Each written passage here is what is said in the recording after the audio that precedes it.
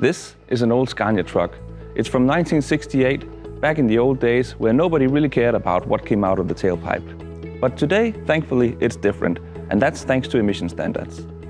But still, there is a growing skepticism on whether emission standards are actually working in real life and whether the emission control technologies are actually making a difference.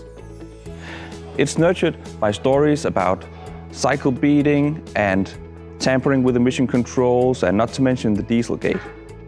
But is that enough to say that diesel engines are dirty and that 30 years of emission standards and technology innovation has had no effect? Well, let's go and find out.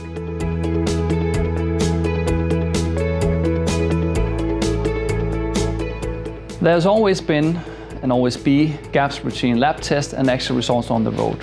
The whole purpose of a lab test is to determine the effect of a certain piece of technology. To do that, results must be comparable 1-to-1, and the only way to control that is to remove any other variable than technology itself. That is how we know for a fact that a vehicle fitted with a DPF emits over 99% less particulate matter, and that an SCR system reduces over 95% NOx during normal operating conditions. But at the end of the day, actual emissions depend on variable conditions such as driver, the route, the weather, the cargo load and the traffic, which is why test cycles have been refined over the past years and while introducing acceptable deviations and so-called not-to-exceed limits. So it is expected that there is a certain gap between emission test results in a lab and the actual emissions out there on the road, where the vehicle is exposed to all sorts of random conditions. But is it true then that we cannot trust the emission technologies that we put onto the trucks to actually make a difference?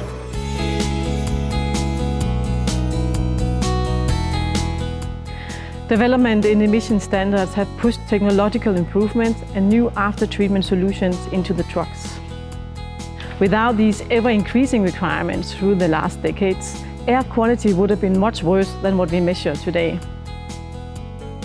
When the Euro 6 norm was introduced for the heavy-duty vehicles in 2013, certification requirements were expanded to now also include off-cycle emissions and in-service conformity testing. This included limitations to the accepted differences between laboratory results and the on-road testing.